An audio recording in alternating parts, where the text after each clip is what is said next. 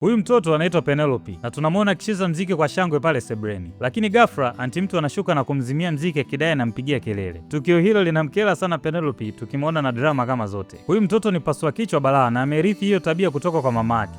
Tunapohamia upande wa nje tunakutana na mlinzi Theophilus akiongea na mwanadada Safia anayetafuta kazi pale mjengoni. Ndani ya muda huo Safia anajitambulisha na kuomba nafasi ya mfanyakazi wa ndani kwenye nyumba hiyo, na yote hiyo ni baada ya kuona tangazo lao la kutafuta mfanyakazi pale nje ya mjengo. Basi bila mambo mengi, mlinzi anamkaribisha ndani na kumkutanisha na madamu wake Margaret. Katika maongezi, Margaret anashangaa kusikia Safia akiomba kazi za ndani licha ya kuwa binti mdogo wa miaka 19, na muda huo huo anapata wazo kuwa asimpe hiyo kazi ya kisi atakuwa anamnyanyasa. Sema Safia lilishtukia hilo na akaanza kujielezea kuwa kazi hiyo ndio njia pekee ya kupata ada na pesa ya matibabu kwa ajili ya mama yake mgonjwa. Kusikia maelezo hayo, Margaret anamwonea huruma na kumwambia aje siku inayofuata. Baada ya hapo, Margaret anaingia ndani na kumshirikisha Alvin kuhusu issue ya Safia anayetafuta kazi hapo mjengoni. Katika maongezi hayo, ghafla unakatishwa na kelele za mwanadada Chloe anayemuita Alvin kwa fujo. Huyu mwanadada ni pasua kichwa balaa, halafu ndio mshangazi wake na mshikaji. Huyu mrembo hana muda wa mapenzi kabisa, kwake yeye ni bata na kuchuna tu. Na hapo alipo anamkumbusha Alvin kuwapeleka yeye na mwanae shopping. Aisee, mshangazi Chloe hajui shida kabisa. Ndani ya muda huo Chloe anafoka kwa fujo kinoma akimuuliza Alvin kwa nini wanachelewa kwenda shopping yeye na mwanae. Lakini Alvin anamjibu kuwa hana mpango wa kwenda popote siku hiyo. Aisee, hapo si ndio akayaamsha. Yaani Chloe alitema povu na kumtishia Alvin kuwa atapiga kelele nyumba nzima ili asiishi kwa amani. Sema haraka dada mtu akaingilia kati na kumpa onyo kali kuwa akivuka mipaka atafukuza humo ndani bila huruma. Kusikia hivyo tu akanywea na kuwa mpole.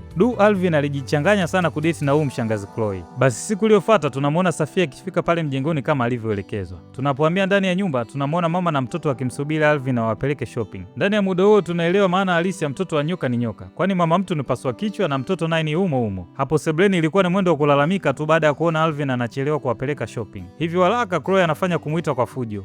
Alvin, we Alvin. Mtoto sasa kamjibu, mama, unapiga kelele, mbona unamuita kwa fujo hivyo? Si amesema anakuja? Kimya we mtoto, tena ufunge bakuli lako. Kwanza ungejua nilivyomlazimisha tupeleke shopping, usingenipigia kelele kiasi hicho. Haya, tangulia kwenye gari tukamsubiri. Hehe, hapo kazi ipo. Baada ya muda mfupi tunamwona Alvin akiwa tayari na kuelekea mlangoni. Kwenye harakati za kufungua mlango anakutana na kisura cha malaika uso kwa macho, ambaye ndio mwanadada Safia sasa. Yaani mwamba alibaki amedua kama dakika 2 hivi, alafu ndio akamkaribisha ndani ya mjengo. Na bila kupoteza muda, Safia anajitambulisha na kumwambia amefika hapo kwa ajili ya kazi za ndani. Sema muda wote huo bibi akijieleza, Alvin alikuwa busy akimwangalia jinsi alivyo mrembo. Na muda huo akitafakari jinsi mrembo alivyo wa kiasili, kwani hana mambo mengi kama mshangazi wake Chloe. Katika maongezi hayo, ghafla Margaret anawakatisha akimtambulisha Safia kwa mara ya pili. Na anamkumbusha Alvin kuwa Safia ndio binti aliyekuja kutafuta kazi siku iliyopita. Kusikia hivyo tu, Alvin akawaza mara mbili kumpatia hiyo kazi, tena bila kipingamizi chochote. Tunaporudi upande wa pili, tunamwona Chloe akiendelea kulalamika kuwa Alvin anachelewa hadi makeup yake inaanza kutoka. Ndani ya muda huo, Chloe hapoi kulalamika kabisa, na anavyoona muda unazidi kusogea, anaamua kushuka kwenye gari ili akamfuate mshikaji. Kwa upande wa ndani, maongezi yanaendelea kupamba moto na hawana habari kuwa Chloe michuchumio anakuja kukiwasha. Na anaingia pale kwa fujo kama zote akimlalamikia mshikaji kwa kuchelewa. Kwenye tukio, ghafla anasalimiwa na Safia asiyejua hili wala lile. Aisee, alishushiwa kashfa huyo. Nenda kamsalimie bibi yako huko. Alafu kwanza wewe ni nani? Na unafanya nini hapa? Pia umeingia vipi humo ndani? Ni mwendo wa swali juu ya swali hadi Safia kujua aanze kujibu lipi. Basi haraka Margaret akaingilia kati na kumtambulisha Chloe kuwa ni mfanyakazi mpya wa ndani. Na anaongea naye kwa kujishusha, lakini hasira za kuchelewesha zinamgeukia na anawashiwa moto. Na kama tunavyojua siku zote, dawa ya moto ni moto. Chloe aliwashiwa moto na Margaret huyo. Sasa baada ya Chloe kuona amezidiwa nguvu, alihamia kwenye mada ya kumkataa Safia kama mfanyakazi mpya wa pale ndani. Sema hapo napo wakufua dafu, kwani Margaret alisimamia ukucha kuwa Safia atafanya kazi pale na anasisitiza kuwa hatovumilia unyanyasaji wa aina yoyote utakaofanyika kwa Safia. Anavyomaliza kuongea akaondoka pale akimpeleka Safia jikoni. Sasa fujo zikamgeukia mshikaji tena. Sema Alvin naye hataki mambo mengi kabisa, huku akiutafuta mlango ili aondoke pale. Tunapohamia jikoni tunamwona Safia akionyeshwa jiko lilipo pamoja na kupewa maelekezo ya chakula cha kupika huo mchana. Na Margaret anafanya hivyo ili ajiridhishe kuwa Safia anaiweza hiyo kazi ya upishi. Baada ya hapo, Alvin, Chloe na Penelope wanaonekana wakiwa njiani kuelekea shopping. Sema ndani ya muda huo, Chloe alikuwa bado ana kinyongo kwa Alvin kumruhusu Safia kufanya kazi pale. Hivyo muda huo akaanzisha vurugu tena na kumwambia Alvin ampeleke saloni kwanza baada ya shopping. Na anaongea kwa fujo kinoma hadi Alvin akalazimika kukubali ili aishi. Baada ya hilo tukio, tunamwona Margaret akimsifia Safia kwa kazi nzuri ya upishi na usafi wa nyumba nzima. Kupitia juhudi hiyo, Margaret hakuweza kupinga kabisa kumpatia hiyo kazi, na ili kuonesha amefurahishwa na utendaji wake wa kazi, anamwambia ataongea na Alvin ili wampatie chumba cha kuishi kwa muda atakaokuwa anafanya kazi pale. Kusikia hivyo, Safia alishukuru sana kwa ukarimu anaoonyeshwa na madamu wake. Muda mfupi baadaye, tunamwona Alvin, Chloe na Penelope wakiwa wamerudi nyumbani. Ndani ya muda huo, Penelope anatangulia ndani na kukutana na Safia anayemsalimia na kujitambulisha. Sema bosi mtoto hataki story, yani moja kwa moja anauliza chakula kilichopikwa. Na Safia anamjibu kwa uchangamfu, lakini anakutana na moto wa kuotea mbali. Kwani ungependa kula nini madam? Unaona sasa, hapo ndio unapoanza kufeli. Nimekuuliza swali rahisi, umepika chakula gani? Mjibu. Nimepika jollof rice madam. Sawa, nitenge hapo mezani alafu uje uniite. Kusikia hivyo, Safia alibaki ameduaa akimwangalia tu. Mbona bado unanishangaa? Si uende? Safia alitafutana sio poa. Huyu bosi mtoto hataki stress kabisa. Baada ya hapo, Margaret anaongea na Alvin ili Safia aruhusiwe kukaa hapo mjengoni kwa sababu anapoishi ni mbali sana. Alvin ana mambo mengi kabisa kwani anamkubalia. Basi siku iliyofuata tunamwona Safia akiendelea na kazi kwa furaha ya kuruhusiwa kuishi pale. Ilikuwa ni mwendo wa shangwe tu, na masaa machache baadaye chakula kikiwa kimeiva, Safia anapanda juu ya mjengo kuwakaribisha chakula. Kwenye chumba cha kwanza na cha pili kote anaambulia patupu, lakini anapofika chumba cha tatu anakutana na Alvin. Ndani ya muda huo Mwamba anamtazama kwa jicho la tathmini kisha anamwambia, "Hebu ingie chumbani kwangu mara moja, kuna jambo nataka tuongee." Safia anapatwa na wengi kinoma kusikia hivyo, lakini hakuweza kupinga amri kutoka kwa bosi wake. Na ukizingatia moyo wake unaenda mbio kinoma. Anavyoingia ndani anaendelea kumwambia chakula tayari na kutafuta kisingizio cha kumkwepa. Sema haraka. Alvin anamshika mikono ili kumtuliza na anamwambia, "Siku nyingine ukitaka kuniambia kitu chochote, wewe njoo moja kwa moja chumbani kwangu." Mtego huo.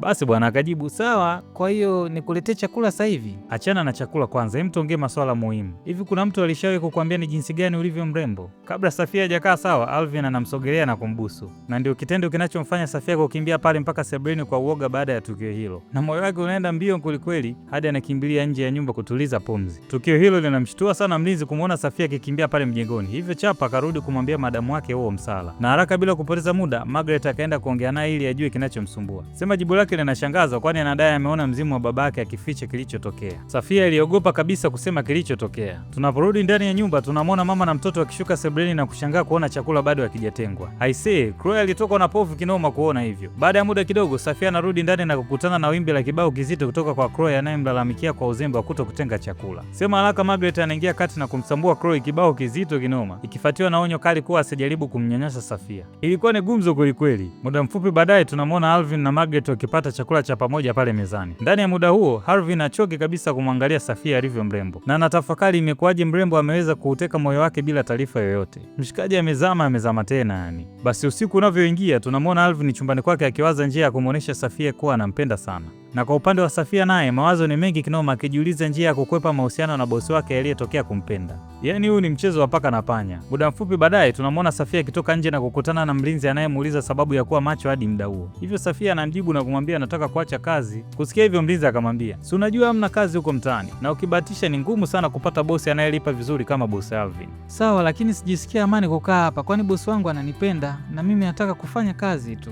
Kusikia hivyo mlinzi akacheka na kumwambia, "Safia, wote hapa tunapendwa ndio maana tunaishi vizuri. Na ni vyema ukashukuru kwani ni bahati kubwa sana." Baada ya kuona mlinzi amuelewi, Safia akarudi ndani na kwenda kuongea na Margaret. Ndani ya muda huo anasita kwa uoga kuongea naye, lakini anajikaza na kufunguka ukweli kuwa Alvin alimbusu muda ameenda kumkaribisha chakula. Na ndio maana alikimbia nje kwa uoga. Margaret alishtuka sana kusikia hivyo, sema akatulia na kumwambia ataongea na Alvin kuhusu jambo hilo. Muda mfupi baadaye Margaret anaenda kuongea na Alvin aliyekuwa macho kutokana na stress kama zote. Katika maongezi, dada mtu anamtega kwa kumwambia, "Mbona nahisi kama unampenda sana Safia." Kusikia vile Mwamba alishtuka kujua dada yake amegundua. Na kwa kuwa hamna cha kuficha tena, Alvin anafunguka na kumwambia imekuwa ngumu sana kumtoa Safia kichwani kwake kwani anamwaza muda wote. Ndani ya muda huo Alvin hana habari kabisa kuwa amejaa kwenye mfumo. Lakini sio dhambi kupenda na dada mtu analielewa hilo. Sema anamuuliza itakuwaje kuhusu mahusiano yake na Chloe na mshikaji anamjibu, "Chloe ni mwanamke mkorofi sana na ananisumbua kiasi cha kunikosesha amani. Siwezi kuendelea naye." Hapo ndio Margaret anamkumbusha aliwahi kumwambia tokea mwanzo kuwa Chloe ni mkorofi lakini hakumsikiliza na akajichanganya na kuingia naye katika mahusiano. Sema ni wazi Alvin ametokea kumpenda sana Safia na Margaret analiona hilo. Hivyo anamshauri avunje mahusiano na Chloe ikiwa ni pamoja na kumuondoa hapo nyumbani kwa kuwa mafahari wawili hawakai kwenye zizi moja. Baada ya ushauri huo Margaret akaondoka pale na kwenda room kwake. Basi siku iliyofuata ghafla Safia anabananizwa na Chloe baada ya kumpelekea msosi chumbani kwake. Chloe anamfanyia hivyo kwa hivyo akihisi kuwa kuna kitu kinaendelea chini chini. Na akijua Safia ndio type ya wanawake anaowapenda Alvin. Sasa kuepusha mambo mengi anamshushia kashfa akimuonya akae mbali na Alvin. Humo ndani ni kukimbizana tu.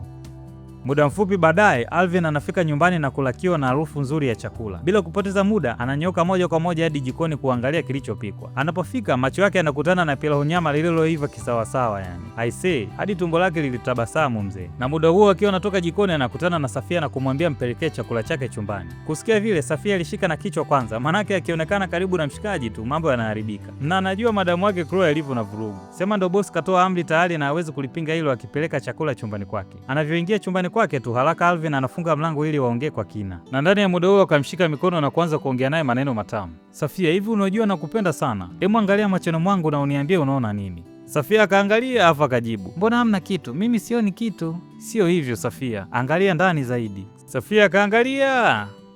Hapana, mbona hamna kitu bosi? Simaanishi hivyo Safia, namaanisha angalia upendo unaoonekana machoni kwangu. Akiwa hajakaa sawa akamsogelea karibu yake, lakini mrembo akawa anamkwepa. Muda huo huo mshikaji anambusu. Busu moja tu, haraka Safia akaondoka pale na kumwacha Mwamba na hasira za kuona mrembo haelewi kuwa anampenda. Baada ya hilo tukio, tunamwona Safia chumbani kwake akisikilizia mapigo ya moyo yanavyoenda mbio. Na muda huo huo anakusanya vilago vyake ili aondoke pale kuepusha mambo mengi. Sema anavyofungua mlango ili aondoke, ghafla anakutana na Margaret anayemuuliza anakoelekea. Alipoteana huyo huku akimjibu kwa wasiwasi kuwa amepata taarifa mama yake anaumwa. Sema Margaret alishtuka kusikia taarifa hiyo, kwani ametoka kuongea na mama yake muda si mrefu na kumjulia hali. Kwa kumwambia hivyo tu, Margaret akagundua kuwa Safia anamdanganya. Baada ya kujua amegundulika, akaamua kufunguka akisema sababu ya kuondoka hapo mjengoni ni tukio la bosi wake kumtongoza. Kusikia hivyo, Margaret alielewa kuwa Safia alikuwa bado ni msichana mbichi na pengine hakuwa amewahi kutongozwa wala kuguswa na mwanaume yoyote, na ndio maana alikuwa mwoga kiasi kile. Sasa ili kumtuliza wengi, anamwambia arudi chumbani kwake na ataongea na Alvin kuweka mambo sawa. Baada ya hilo tukio, Margaret anaongea na mlinzi na kumwambia Safia haruhusiwi kuondoka pale mjengoni. Ni mwendo wa kubananishwa tu. Sasa ili kuzuia balaa lisivuji, Margaret anaenda kuongea na Alvin akimwambia achague kati ya Chloe na Safia. Yaani bila kusita, Alvin anachagua kubaki na Safia kwani anampenda sana na anapanga kuachana na Chloe kwa njia ya kumnunulia nyumba mbali na Nigeria. Kumbe muda wote wakiongea, Penelope alikuwa anawasikiliza kisirisiri na haraka anaenda kumwambia mama yake. Ni mwendo wa kukopi na kupesti maneno yote aliyoyasikia.